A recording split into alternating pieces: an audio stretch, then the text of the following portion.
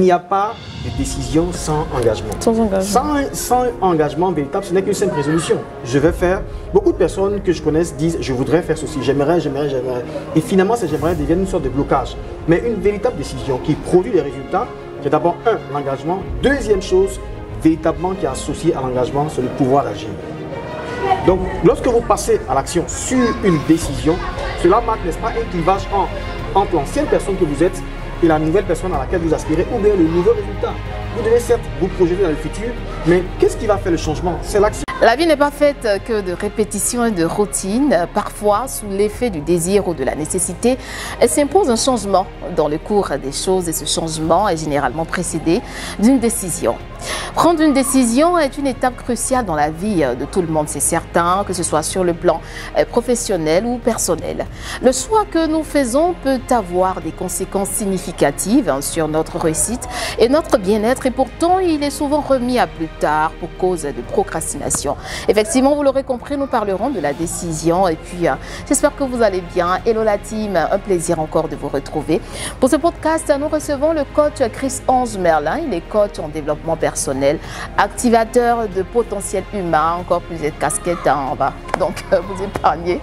Coach, toujours au top, hein? Toujours au top. Après, on est en blanc-noir, hein? C'est dit blanc-noir, puis noir, blanc. Ah, vraiment, il faut le dire. Okay. Alors, c'est un thème qui est assez usité, la décision, et qui condense en son sein plusieurs enjeux. On entend souvent des personnes dire j'ai pris la décision je décide de faire telle chose. Qu'est-ce que c'est en réalité? Merci beaucoup pour l'occasion que vous m'offrez de parler encore de la décision. On parle généralement de décision lorsqu'une personne arrête l'idée selon laquelle elle s'active à faire réaliser quelque chose. Pour parler plus simplement, la personne prend une résolution. Sauf qu'il y a une petite différence entre une résolution, le fait d'avoir l'envie de faire quelque chose ou d'espérer faire quelque chose, et puis une réelle décision qui implique véritablement un changement. Lorsqu'on parle d'une réelle décision, toute décision est accompagnée de deux choses essentielles, deux principes très forts qui constituent, n'est-ce pas, le pouvoir même qui donne la force à la décision. On en parlera tout à l'heure justement de ces deux choses qui constituent la base d'une décision. Mais la décision qu'on prend à quel niveau de notre vie? À tous les niveaux de sa vie, lorsque vous désirez faire une rupture entre un état d'être, une ancienne personne que vous êtes, un ancien comportement que vous avez, l'addiction à quelque chose, ou bien une vie qui vous limite, ou un état de réussite ou bien de croissance que vous avez, mais qui n'est pas ce à quoi vous espérez dans la vie, qui n'est pas, n'est-ce pas, la réalisation que vous souhaitez. Lorsqu'il y a la décision, il y a des ruptures entre une ancienne nature, une ancienne condition avec une nouvelle vers laquelle vous vous projetez. Donc, on parle de décision lorsqu'il y a rupture. S'il n'y a pas de rupture en tant que telle, il n'y a pas de décision. Il n'y a pas de décision. Est-ce qu'on prend souvent des décisions de manière inconsciente? Oui, il y a des décisions qui sont inconscientes parce qu'elles sont biaisées par une situation à laquelle vous êtes confronté à cause de votre santé ou à cause d'un membre de votre famille qui est dans une situation où vous vous sentez obligé de prendre une décision. Mais à 80%, les décisions sont mues par des réflexions et des choix. Donc, c'est une implication personnelle en ce sens que vous choisissez de faire ou de ne pas faire. Donc, vous êtes au cœur de ce changement de la décision. Il n'y a pas de décision sans véritablement implication personnelle.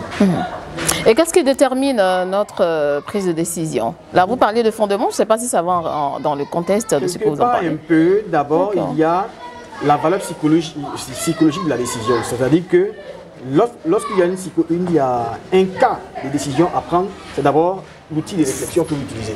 Ça part de l'intérieur pour s'extérioriser. Donc, ce n'est pas quelqu'un qui vous pousse à prendre une décision. Vous analysez vous-même à partir, n'est-ce pas, des faits matériels auxquels vous associez une psychologie forte. Un événement vous est arrivé ou bien vous avez suivi, n'est-ce pas, une déception, une soit amoureuse ou de la honte par rapport à une décision, un échec passé, et vous décidez que cette chose doit changer. Donc, il y a quelque chose de psychologique associé à l'acte de la décision que vous allez prendre. D'accord. Et toujours dans le même contexte, en quoi est-ce que c'est vraiment important de prendre une décision? C'est vraiment important de prendre une décision parce que ce n'est pas ce que vous comptez faire qui compte le plus. Ce n'est pas que vous ayez, n'est-ce pas, vous êtes sûr, quand on prend une décision, d'atteindre ou de ne pas atteindre un objectif. Mais véritablement, votre vie commence à changer à partir du moment où vous prenez une véritable décision. Et j'ai dit une véritable décision, il y a deux choses. La première des choses qui fondent une décision, c'est le pouvoir de l'engagement dans le coin. Je décide de faire quelque chose, je m'engage. Alors, je vais couper tous les ponts, toutes les raisons pour lesquelles je passe pas à l'action, je ne m'aventure pas, je ne me projette pas dans le futur. À partir du moment où vous avez une réflexion, que vous dites je décide, et qu'il n'y a pas d'engagement, quand on parle d'engagement, il y a... Est-ce qu'on peut décider sans engagement hein, par derrière? Beaucoup de personnes qui sont en début d'année, bon, cette année, j'ai décidé de faire... Et puis 6 mois plus tard, on se rend compte qu'ils sont au même niveau. Vous décidez de changer de masse corporelle parce que vous êtes peut-être en surpoids, et puis vous continuez de marcher avec des gens qui sont plus en surpoids que vous. Qui va conseiller qui? Ça, c'est d'abord la première des choses. Deuxième des choses, il n'y a pas de véritable décision sans action. Une décision est toujours suivie d'une action.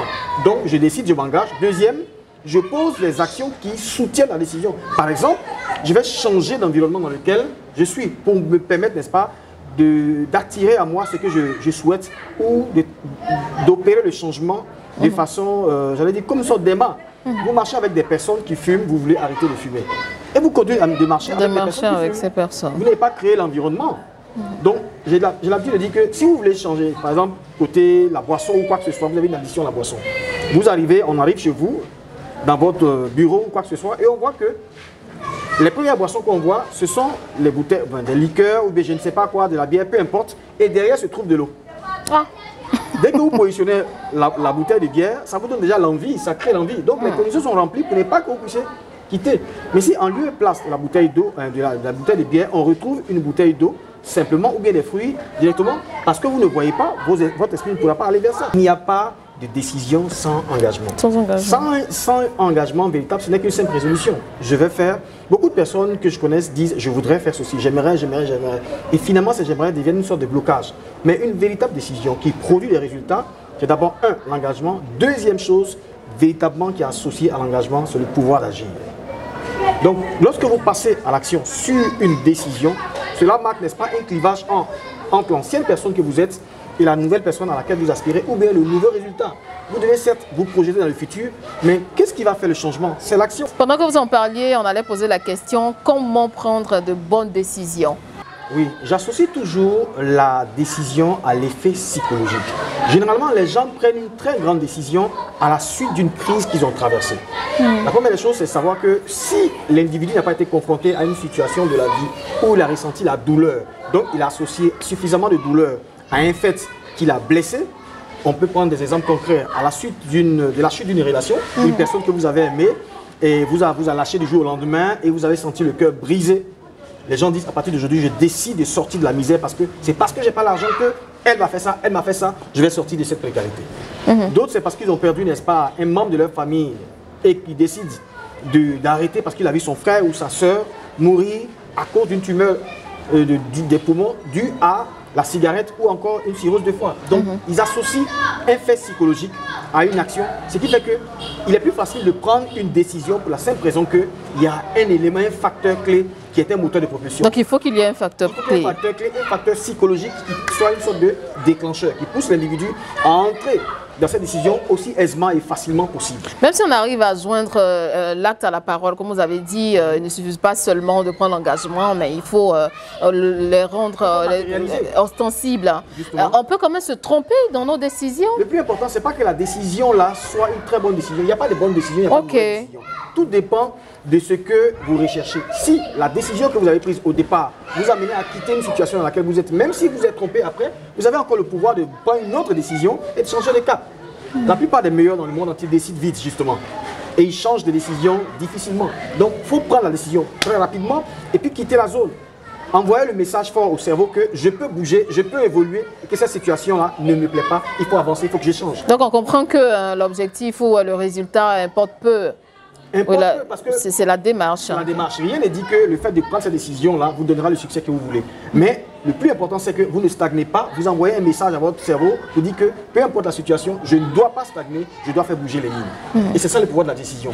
Mais quand la décision est bien prise, elle est suivie d'engagement et activée par une action, le reste, c'est ce que j'appelle la flexibilité. Vous devez pouvoir recadrer, changer de position jusqu'à ce que, comme je dis, à bâbord, à tribord, à gauche, à droite, jusqu'à ce que vous puissiez arriver à destination. Donc, comprenez, ce n'est pas une question de résultat, c'est une question d'état d'esprit et de prendre la décision de s'engager véritablement dans ce que vous prenez comme décision afin d'opérer un changement. Donc, tout le monde peut changer. dès que vous avez arrêté la vision, la décision, le reste ne compte pas.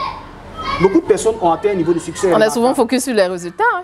Oui, mais le point c'est que quand vous êtes focus sur le résultat, lorsque vous n'obtenez pas ce que vous voulez, vous vous sentez brisé. Ouais.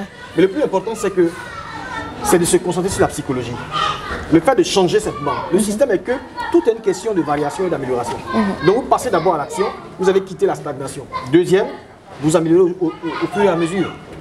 Vous comprenez? Donc c'est cette transformation que vous devez opérer. Un changement commence toujours par une décision rigoureuse et véritable. Quels sont les défis d'une prise de décision ou les variables qui peuvent quand même chambouler notre prise de décision? Généralement, les gens ont l'habitude de ne pas prendre des décisions. Ils demandent l'accord de 2-3 personnes, l'acceptation de l'autre qui va te dire non, oui, tu as pris une très bonne décision. Comment j'ai pris une très bonne décision? C'est ma décision, c'est ma vie. Ce sont mes objectifs, ce sont mes projets. Tu ne peux pas penser que c'est une très bonne décision. Donc, si vous avez véritablement une vision qui est la vôtre, un rêve que vous caressez, et vous avez les raisons de le faire, et que vous êtes aligné sur le rêve que vous voulez accomplir, peu importe tout ce que les gens disent, vous devez être capable d'étouffer les pensées des autres et laisser votre véritable moi s'exprimer, votre potentiel s'exprimer, quitte à faire des erreurs et après à les corriger. Je me rappelle que lorsque j'ai voulu devenir coach international, il n'y avait pas de coach. En toute franchise, il n'y avait pas encore de coach sur le territoire ivoirien, même au niveau africain. Il n'y en avait pas. Je parle de 2002, 2003, 2004. Mes parents, après ma licence en droit, mes parents m'ont dit, mais écoute, mais pourquoi tu peux laisser le droit, être juriste, et puis tu te lances dans un métier qui n'a même pas de l'avenir? Parce qu'en Afrique, lorsqu'on prend une décision, on veut le fait matériel, les résultats maintenant, tout de suite, dans les mois qui suivent. C'est cela. Et c'est ça qu'on dit, que c'est pas là qu'on vérifie. J'ai dit non, un projet se mesure dans 5-10 ans. Mais regardez, 10 ans plus tard, peut-être 15 ans plus tard, la notion de coaching pilule partout aujourd'hui. Et on remplit des salles de 1000 places ici, partout. Donc il faut être dans la vision, croire en ce que vous faites, prendre la décision et le fait de décider rapidement et de pouvoir tenir bon à cette décision, chaque fois que vous serez confronté à une prise de décision, vous n'allez pas attendre l'aval d'une personne ou de qui que ce soit à la justement pour pouvoir le faire. Parce que c'est votre vie, n'est-ce pas, qui est en cause. Voilà en fait. Merci bien coach pour tous ces conseils qui sont justement à prendre à bras le corps et puis à les appliquer à la lettre et surtout, ce que j'aime à dire, il est important d'écouter, mais comme vous avez dit, prendre l'engagement de passer à l'acte, surtout passer à l'acte. Justement, et j'aimerais ajouter que si vous le permettez, allez-y. Aujourd'hui, nous sommes le résultat des décisions d'hier. Ouais. Demain, dans 5 ans, nous serons les résultats des décisions d'aujourd'hui. Et donc, si vous ne prenez pas les décisions pour vous-même aujourd'hui, vous serez dans le rêve d'une autre personne. Ouais, surtout. Coach Chris-Ange Merlin, coach caviar, on peut le dire comme ça. Merci infiniment d'avoir encore accepté notre invitation. Tout prélassé dans le beau jardin d'Alerte Info. On se dira donc très prochainement. Oui, très prochainement dans une autre capsule. Toujours prêt. Toujours prêt. Merci à vous, chers internautes, de nous avoir suivis, likez, partagez, abonnez-vous, activez la cloche de notification et puis sans oublier de prendre soin de vous. Passez à l'acte pour prendre de très bonnes décisions. Merci d'être toujours connecté sur Alerte Info News. Bye bye.